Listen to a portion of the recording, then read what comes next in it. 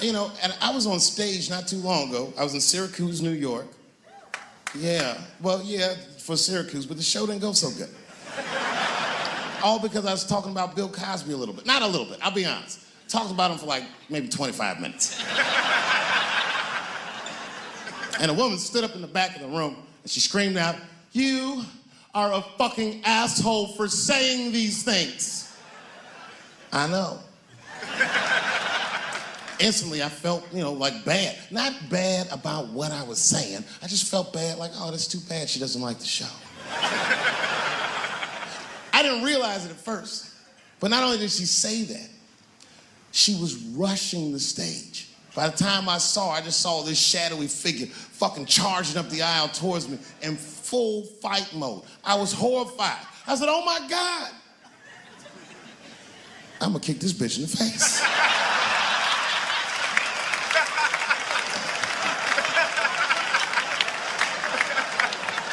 Lucky for me, I didn't have to. Security tackled her, but it was a really fucking horrifying scene. Scuffle ensued. And then, finally, she screamed out to me, "Women suffer." I said, I know. And ladies, I need you to know that I know. I need you to know, seriously, there's a lot of men in this room that identify themselves as feminists. I would include myself in that. Don't ever forget, we all have mothers and daughters and sisters and wives, and we want to see all these women do well and not be held back by their gender. There's a lot of men like that in this room. There's a lot of men like that in the world, or as we are known on the streets, bitch-ass niggas.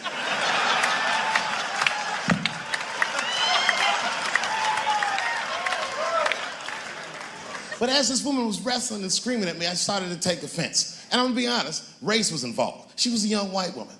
Well-intentioned, but it's like not thinking it all the way through. Bitch, how the fuck are you going to yell at a black man about discrimination? She didn't get it. She just kept going. Women suffer. I know. Women suffer. Same team.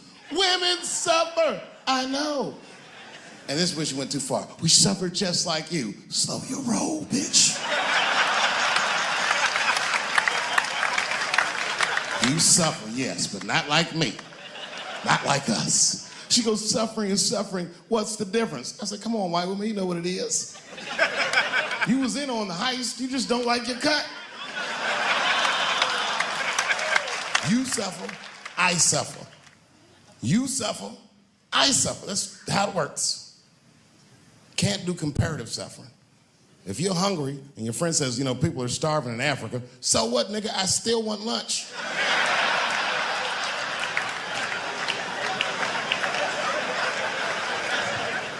Black people know about comparative suffering, and you know this is a fucking dead-end game. Blacks and Jews do that shit to each other all the time. You ever played Who'd Suffer More with a Jewish person? It's a tough game. Whenever you think you got the Jewish guy on the ropes, that motherfucker will be like, well, don't forget about Egypt. Egypt? God damn, nigga, I didn't know he was going all the way back to Egypt.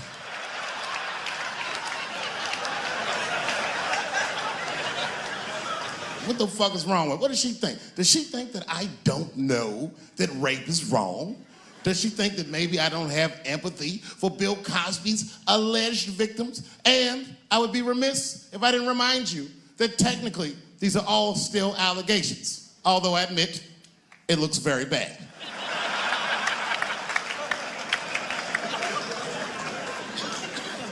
But perhaps, if she looked at it correctly, she would have empathy for me, the man she was attacking. 42-year-old black comedian. Obviously, Bill Cosby was a hero to me. And she doesn't know what it feels like to think that your hero might have done something so heinous. My God, you can't imagine. It'd be as if you heard that chocolate ice cream itself had raped 54 people.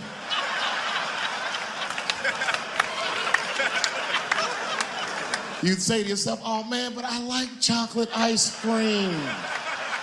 I don't want it to rape.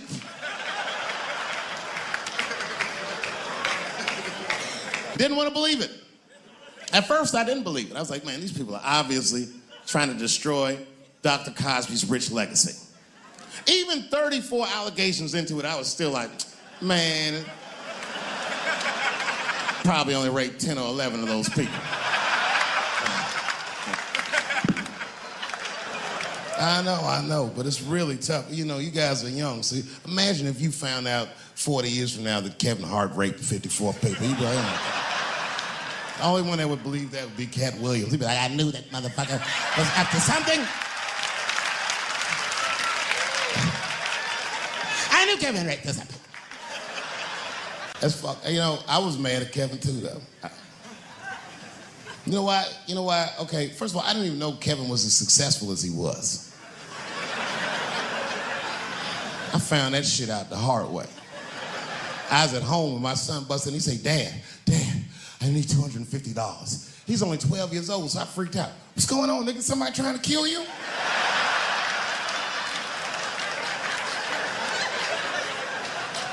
He said, no. Kevin Hart's coming to town and I wanted to see his show. I said, well, how much are the tickets? He said, they're $125. I said, God damn, mine are only 80. I said, well, why do you need $250 then?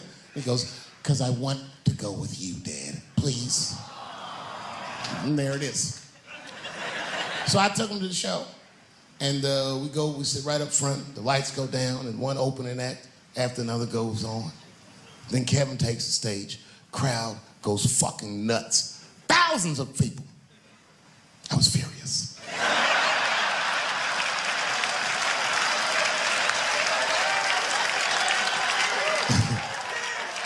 The longer the show went on, the madder I got. Because his show was fucking outstanding. It was maddening. These people were fucking holding their stomachs. My son was slapping his knee. I'm like, nigga, I do this too.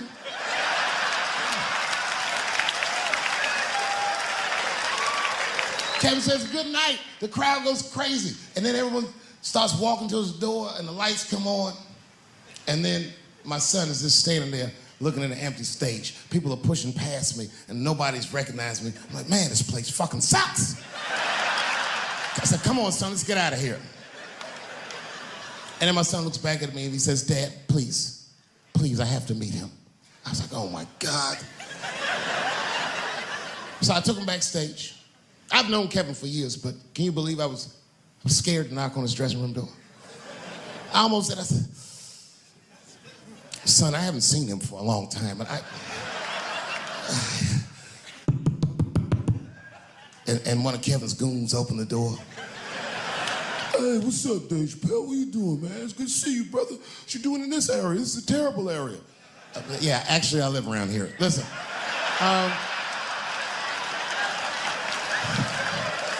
Is Kevin here? My son just wanted to meet him real quick.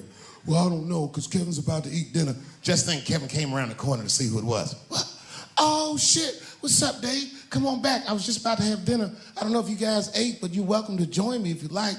And then my son pushed past me some cold shit. He goes, actually, Mr. Hart, we haven't eaten in several hours.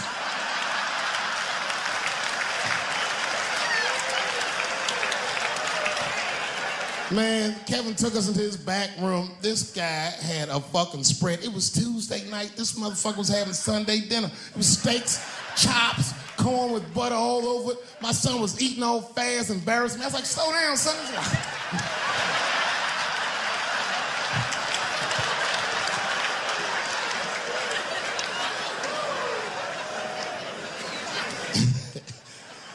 Then I looked over in the corner and there was a box. Custom-made jerseys for the local team. Each one was hand-stitched, and on the back, they stitched on the K Hart on all of them.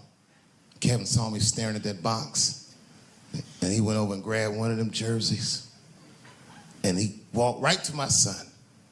He said, hey, little man, I want you to have this. And my son was like, thanks, Mr. Hart. This is when I got mad. He goes, if your father ever makes you mad, put that on. And he walked out.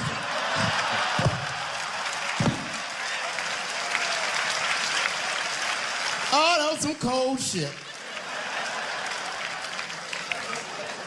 And then I realized, looked up what Kevin made on Google. I couldn't believe that shit. Kevin is the first comedian that a Drake song could be about. Kevin could walk around his house and sing All Me, and the whole song would still be true. Got everything, I got everything. I cannot complain, I could die. I don't even know how much I really made. I forgot, it's a lot. Fuck that, never mind what I got. And his wife be like, Kevin, come to bed. He'd be like, ho, shut the fuck up. I got way too much.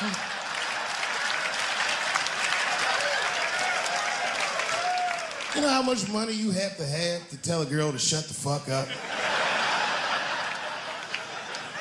I have quiet please money at best.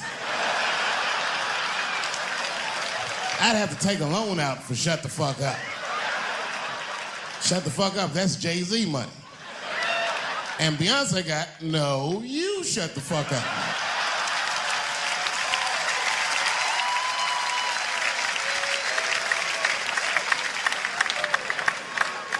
Let's not forget, I've never met Bill Cosby, so I'm not defending him. But let's just remember that he has a valuable legacy that I can't just throw away. I remember that he's the first black man to ever win an Emmy in television. I also remember that he's the first guy to make a cartoon with black characters where their lips and noses were drawn proportionally. I remember that he had a television show that got numbers equivalent to the Super Bowl every Thursday night. And I remember that he partnered up with a clinical psychologist to make sure that there was not one negative image of African Americans on his show. I'm telling you, this is no small thing. I've had a television show. I wouldn't have done that shit. Gave tens of millions of dollars to African American institutions of higher learning, and is directly responsible for thousands of black kids going to college. Not just the ones he raped.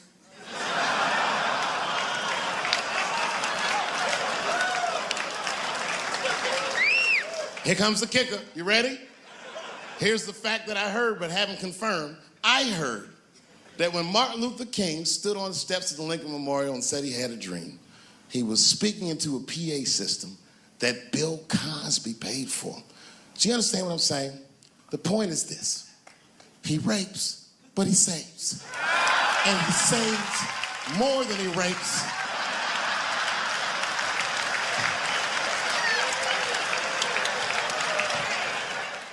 Oh my gosh, good to be back in Austin, Texas. It's good to know that plaid is back in.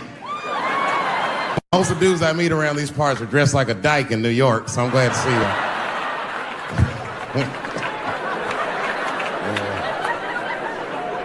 you. Man, fucking Texas, this place is pretty good. Pretty damn good. You know, I was in Santa Fe the other night and a motherfucker threw a banana peel at me. Yeah, that didn't feel so good. It was a white person. Not to indict the whites, I'm just saying. Not to profile. And then not only did he throw a banana peel at me, but it was premeditated. You could tell.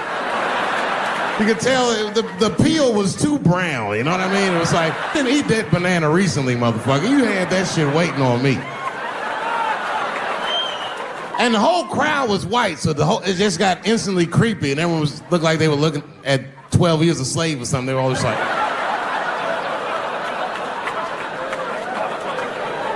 Who the fuck does that? And then they arrested the guy, which was... I said, we're gonna fuck you in the butt in the holding cell, you know that, right? Can't just be throwing banana peels at Dave Chappelle. They're not gonna let you get away with this.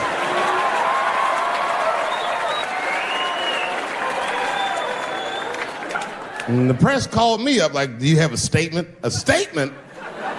For a fucking banana peel? No, I don't have anything to say. This guy was like fucking famous for throwing a banana peel at me. 20 years from now, he's gonna be tucking his kids into bed and the kid gonna be like, tell him about the day that you threw that banana peel at that nigger in Santa Fe. Boy, I'll tell you what, that black motherfucker had it coming. I saw his name up on the marquee about a week before. I said, man, if I could just get close enough to meet him. Throw a banana on that nigger and show him how. Fucking banana gate. I didn't even like... I didn't even want to press charges. You know, this has happened to me before. No, seriously, not a banana. I live in Ohio, right? So this is like a few winters ago. Oh, I didn't know you would ever clap for that. Well, all right. That's the first time that shit's ever happened. Ohio! Anyway, live amongst the whites.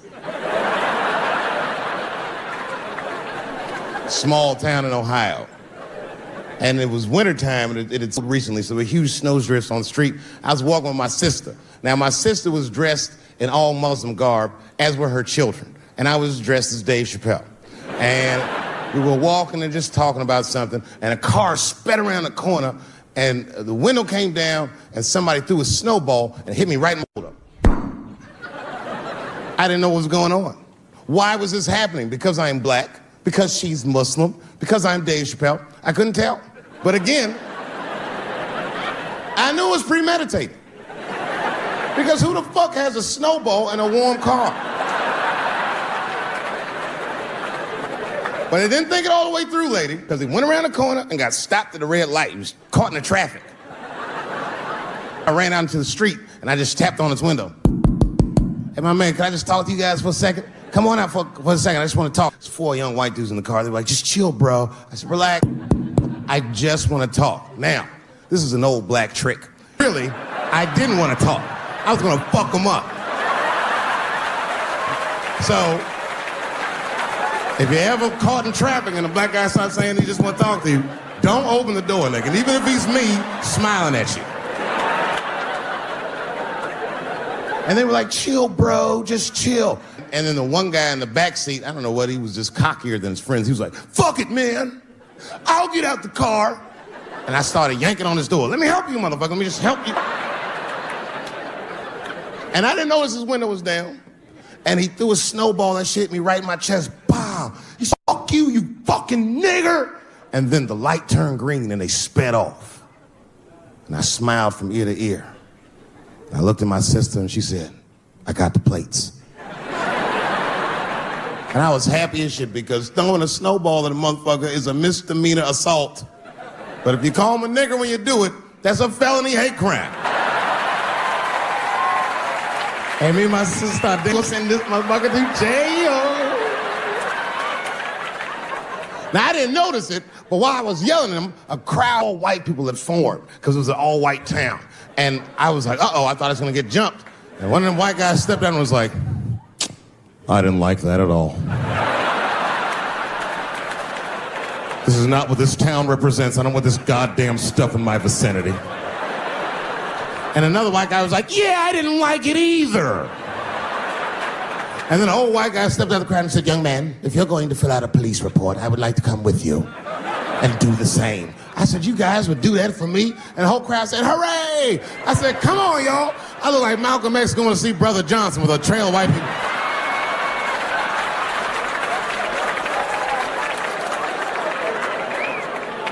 Unreal. I was always sitting in the police station, and the police came in, they're like, well, Mr. Chappelle, 16 identical police reports. We ran the tags, 2 young men that had their mother's car. We have all 4 suspects in holding. Their mother is here. It's up to you. Whatever you want to do. If you want to press charges, we'll move forward. Mr. Chappelle, are you okay? Huh? Sorry about that, officer. I'm a little flustered. I've never been in a position where I could have the fate of white children before, but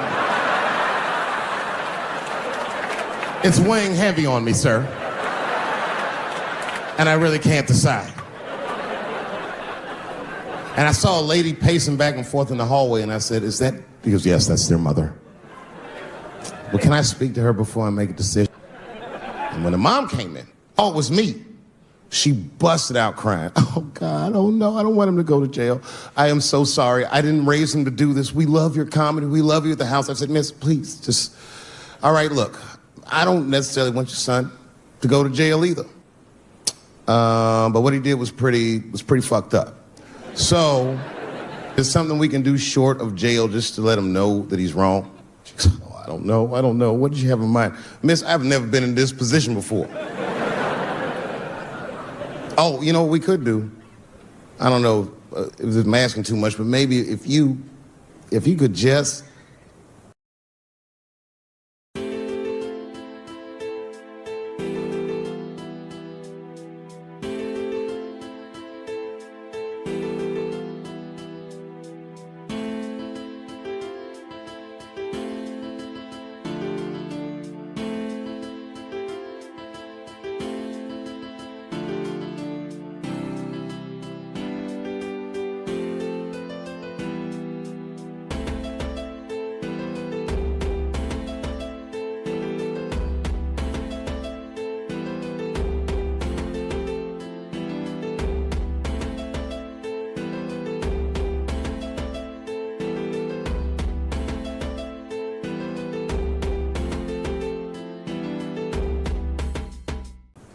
Suck my dick a little bit. Just a little bit. I'm not gonna finish. I just want you to do it enough so that I can tell him you did it. I'm kidding. I'm kidding. I wouldn't do that to anybody's mother. Maybe my kid's mom, but that's it.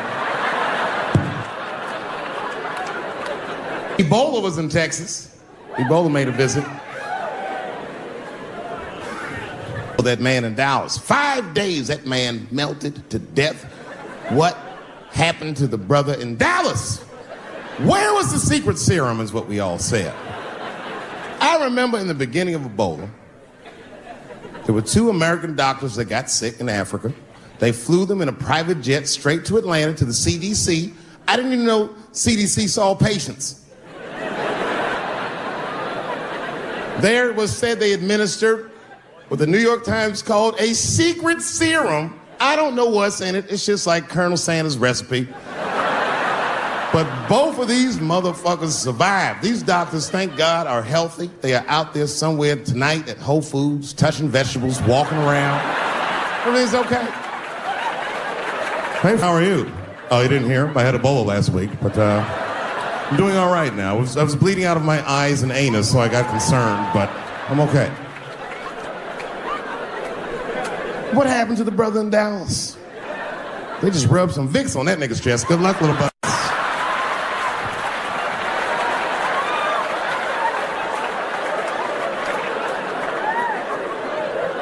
I knew he wasn't gonna make it. I already know. Sad. I saw in the New York Times, they said Ebola is the new AIDS. Whew. Isn't that something? Here I am thinking that old AIDS was working just fine. And they already have a new AIDS out. Isn't that amazing how they do that? Isn't it weird how there's a disease that just starts in 1980 and it doesn't kill anybody but niggas, fags, and junkies? Isn't that a fucking amazing coincidence that this disease hates everybody that old white people hate?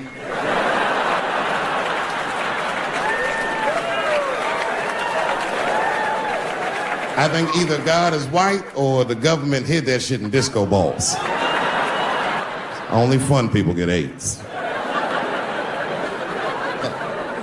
Last month on the front of the New York Times, the measles was a headline. I had to check the date of the paper. I was like, measles? What is this, 1850? What the fuck is this? Why is measles in the news? Turns out they were trying to decide if mandatory vaccinations for children is the way we all want to go. Any thoughts? You say yes? I'm sorry, ladies and gentlemen. I just, I don't know. I don't know about this one. First of all, black people generally don't trust doctors. You know, after the Tuskegee experiments and all that shit. More importantly, don't forget Michael Jackson was killed by a doctor. Granted, he was doing drugs, but if I was a heroin addict and I had a licensed physician injecting heroin in me, I should survive that. I'd just be looking like, oh, I'm good, right? I'm good? Not too much, is it? Dr. Butterfingers killed Michael Jackson. After that, I was like, fuck going to the doctor. The fuck am I getting my kids vaccinated for an old-ass disease like measles? You might as well give them a diarrhea shot if you're so worried. Diarrhea has a bigger body count than the measles do. You know, diarrhea is funny today, but 100 years ago, if your ass had diarrhea, you were a goner. There was like a 0 chance of survival. You get that first squirt, uh-oh. Better start getting my affairs in order. I don't have much time. It's diarrhea. It's very serious. You just watch your buddy slowly die in a pool of his own shit. I give up diarrhea. Too strong. Nowadays, your buddy just be like, oh, what you got? Just eat a banana, nigga, drink some water, let's get to the club. Still make last call. Tough time for the blacks.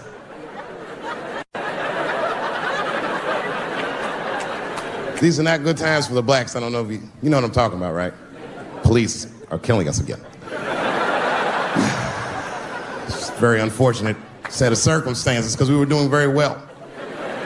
You know, America has a racial hot seat. I think we can all agree that that's the truth.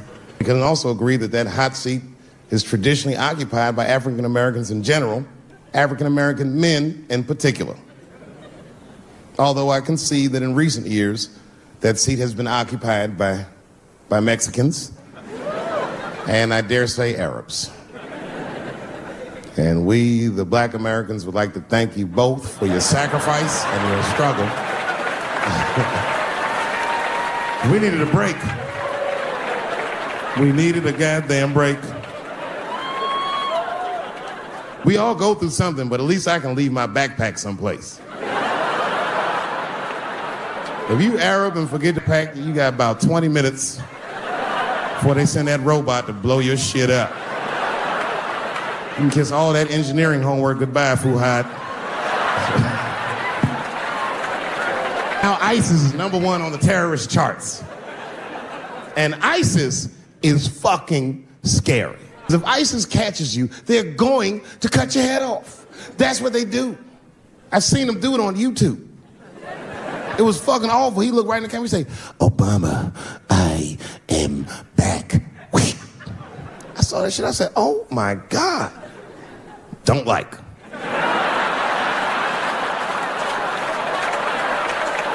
How is this guy cutting people's heads off on YouTube? I can't even post a dick pic, and this motherfucker is decapitating people. I'm gonna have to change my settings.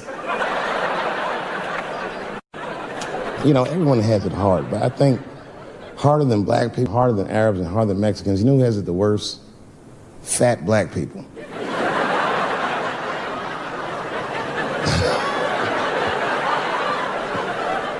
Hard for white people to understand, but that's what I'm saying is very true. Fat black people have a really rough road, because all manner of things kill white people, but you know what kills more black people than anything, more than police and terrorism? Salt, nigga, regular ass table salt. Here, white people are getting Ebola cures and shit, and meanwhile, I'm dying from fucking the flavoring.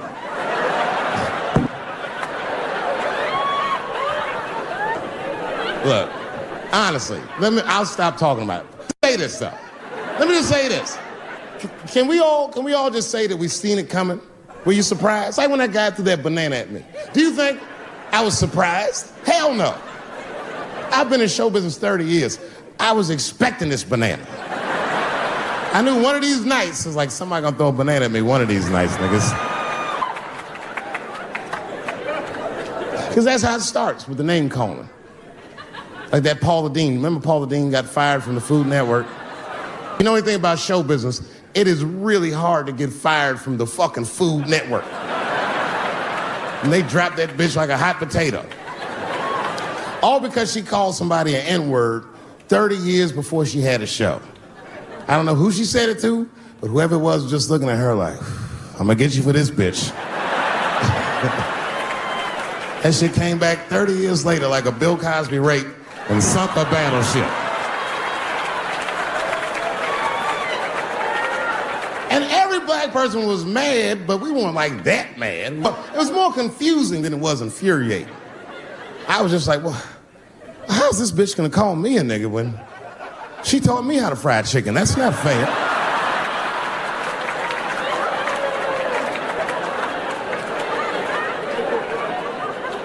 I think Donald Sterling shit was more serious. Remember Donald Sterling used to own the Clippers, and that he got caught on a secretly recorded tape saying some very unsavory things about African Americans. And there's a lesson in that for all of us. The lesson is, if you are old and white and racist in this great country, whatever you do, don't tell your black girlfriend about that shit, because that's who made the tape. She recorded all that shit, and the tape was terrible. He was like, stop bringing these black guys to my games. First, we're all confused, like, well, how the fuck are you gonna have a game without us? But it turned out the black guy he was speaking of was none other than Magic Johnson, the billionaire. Unbelievable. Never even mentioned the fact that he had AIDS, which is the first thing I would have said to my girlfriend. This guy must be really racist if AIDS is the footnote. You gotta be careful, baby. He got the old Ebola.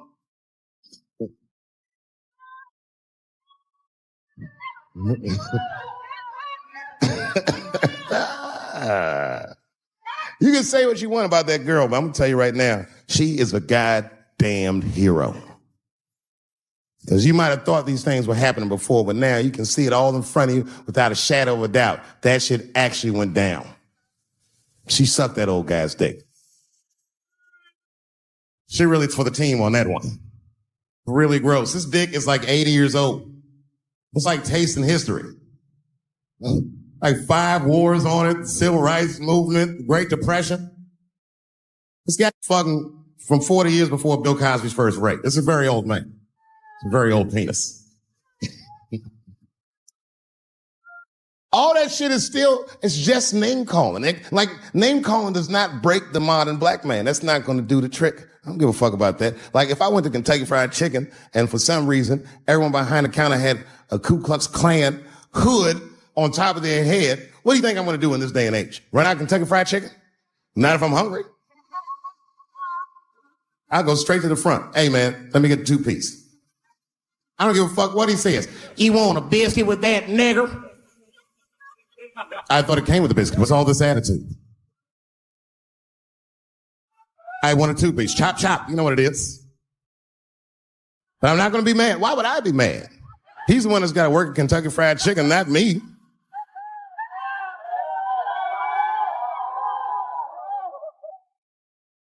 Well, how about this? What if I lived in Austin and I had a white girlfriend? It's possible in Austin. As a matter of fact, some people say it's necessary, but that's not the point. And me and my white girlfriend one night, and we're just doing what lovers do. Maybe she's butt naked and she's down on one knee, giving me a hand job. I love a good hand job. And she's really jerking me off. You know, getting her obliques nice and tight. I got a huge dick, so she's like, And I'm like, wow, it really feels wonderful. I think I'm gonna come. And then she looks up at me and goes, come in my face, nigger. I know, that's a tough one. Well, what do you think I'm gonna do? Hey!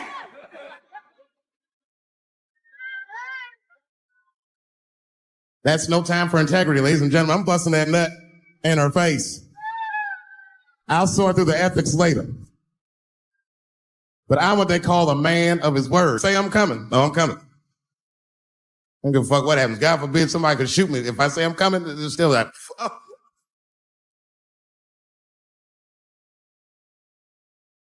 Doesn't mean I like getting